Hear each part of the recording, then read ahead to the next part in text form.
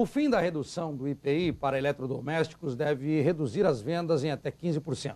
O anúncio foi feito pelo ministro da Fazenda, Guido Mantega, e pegou todo o comércio de surpresa, de certa forma. Segundo o empresário e presidente da CNDL, a Confederação Nacional de Dirigentes Lojistas, o empresário catarinense Roque Pelisário Júnior, essa retirada do incentivo fiscal não é bem-vinda, pelo menos neste momento. A Confederação enviou um documento ao Ministério do Desenvolvimento, Indústria e Comércio Exterior solicitando a prorrogação do IPI por pelo menos mais 60 dias. Sobre esse assunto eu converso hoje no Economia News com o advogado tributarista Klaus da Silva Raupp, que também é diretor de opinião e conteúdo da Associação Comercial e Industrial de Florianópolis, a ACIF. Klaus, seja bem-vindo ao Economia News. Como é que o comércio está absorvendo esse tipo de anúncio? Não absorve de boa maneira porque, de certo modo, era algo, como até comentávamos, que as pessoas já estavam acostumadas a isso, né? As pessoas já estavam acostumadas, as pessoas, quando eu digo os consumidores, né? Acostumadas a esse bem, a esse produto, a essa mercadoria na prateleira, com esse imposto menor, né? E é interessante perceber que quando a gente vê a economia aquecida, no caso desse simples setor da linha branca, né? As geladeiras, os fogões, as máquinas de lavar, com o imposto reduzido, ou seja, uma tributação menor sobre o consumo, que é o que nós defendemos lá na CIF enquanto um dos pilares para a reforma tributária, a economia realmente se aquece, né? Então, quando você reduz o tributo sobre o consumo e busca noutras fontes a arrecadação necessária para os serviços do Estado, né, você tem as pessoas, a comunidade em geral, a sociedade em geral, os consumidores, a massa consumidora, injetando mais a sua renda na economia e fazendo a economia ter um mercado interno aquecido. Bom, um exemplo disso são os feirões que são realizados, né, comumente no Brasil, vários meses por ano. Isso acaba atraindo muita gente porque tem imposto reduzido. Não tem dúvida. A gente demonstra no Feirão do Imposto, como você citou, e nós em outubro, ano passado, fizemos uma conversa sobre isso. O Feirão do Imposto ele demonstra que 45% de um preço de um produto em média, há produtos que muito mais, há produtos que menos, sem dúvida. Mas, em média, 45% do preço de um produto, de uma mercadoria, é tributo. Quer dizer, é algo inconcebível do ponto de vista de um país que quer estar na ponta do desenvolvimento. Eu conto para ti que há uma semana cheguei dos Estados Unidos, comprei um notebook lá e legalizei 100%, passando pela alfândega, pagando os meus tributos nacionais e, pasme, com os tributos que eu paguei aqui dentro e o preço dele mais as taxas lá fora, ele ainda é metade do preço do mesmo notebook aqui no Brasil. Então, como é que a gente quer ser competitivo?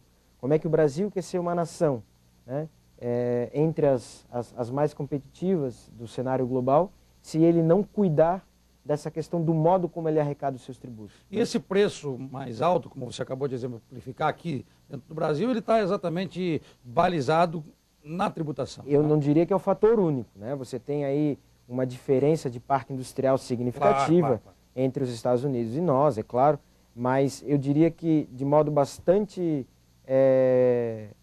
significativo, um dos maiores pesos é, sem dúvida alguma, o tributário.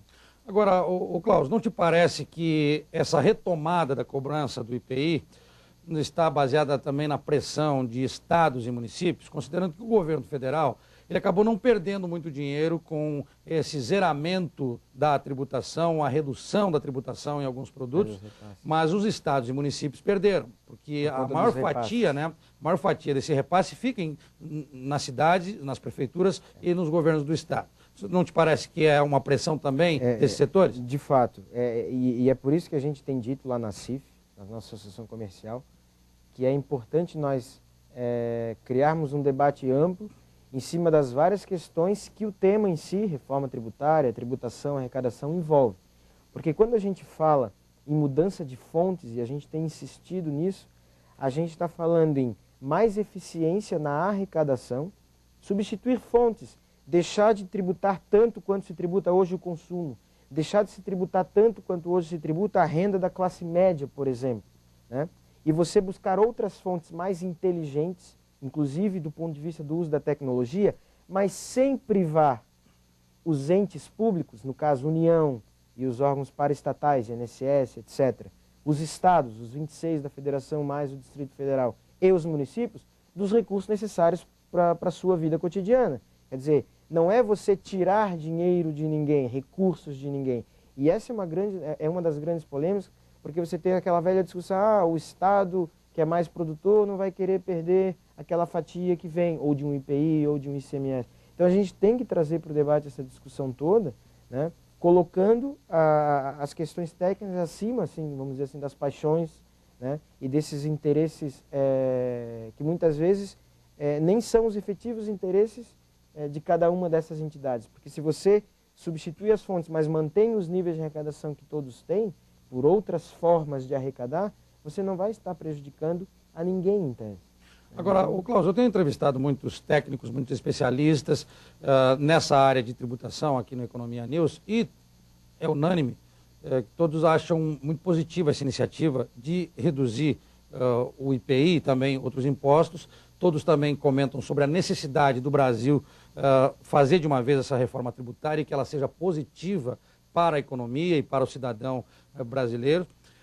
Mas aí eu te pergunto, essa experiência que foi feita agora, o que está sendo feita ainda, ela está acabando, a gente já nota isso em relação à redução do IPI, de que forma as entidades, como a CIF, como a CNDL e tantas outras entidades ligadas ao mercado e à economia, estão trabalhando junto ao Congresso, ao governo federal, para que se leve a cabo de vez a reforma tributária, exemplificando positivamente o que aconteceu com a redução do IPI. Eu volto a dizer, o exemplo do que está acontecendo e está para acabar, infelizmente, mas está acontecendo com a redução do IPI, é uma demonstração cabal, na nossa leitura, dentro que da dá para CIF, fazer.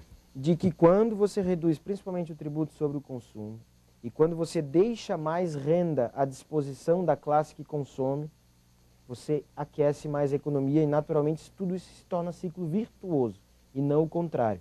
Nós temos, como a gente já disse aqui várias vezes, cansativamente até, uma carga tributária de 38% de tudo que nós produzimos, ela é por demais pesada.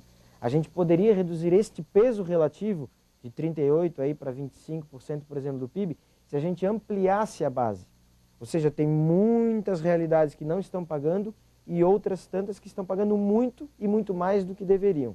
E aí, na tua pergunta, né, nós, como a CIF, temos uma proposta, a Federação das Associações Empresariais Santa Catarina FACISC abraçou essa proposta e, em nome da CIF e da FACISC, nós a temos levado aos parlamentares. Temos um deputado aqui de Santa Catarina, o deputado Jorge Boeira, que vem acompanhando de perto as nossas discussões e levando essas discussões ao Congresso, mas infelizmente hoje, neste momento, não é um tempo, um ano de se discutir essa questão. Infelizmente nós já estamos prestes ao calendário eleitoral, mas eu entendo, nós entendemos lá na CIF, que as entidades do COFEM, principalmente, as 7 grandes representantes dos segmentos empresariais, precisam de fato se juntar e nós, eventualmente liderando a sociedade civil, nos juntarmos às demais entidades, sindicatos de empregados, inclusive, e outras entidades, organizações não governamentais, etc. E até mesmo a pessoas e entidades dos aparelhos estatais, como representantes de fisco,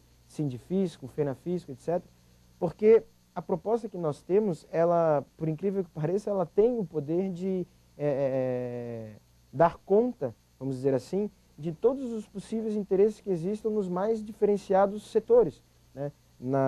No setor sociedade civil, população em geral, classe média principalmente, no empresariado, desonerando folha de salários, né?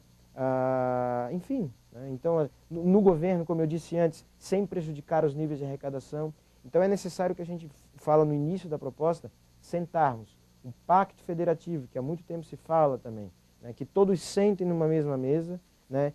Coloquem as questões claramente, ou seja, olha, este é o modelo que nós temos atualmente e esse é o tanto que nós arrecadamos com isso. Por que a gente não pode pensar num outro modelo, pensando formas mais inteligentes de arrecadar, desonerando certos setores que estão por demais onerados, empresariado, principalmente o micro e pequeno, né, a classe média, como eu venho insistindo, e tantos outros setores, e dessa maneira não prejudicando aquele tanto que se arrecada para as entidades, União, Estados e municípios, mas ao mesmo tempo reduzindo o peso relativo que essa carga tem sobre o produto nosso, né, sobre o produto interno bruto. Então essa discussão realmente precisa existir com as demais entidades, como você bem colocou. Cláudio, obrigado. A gente que agradece.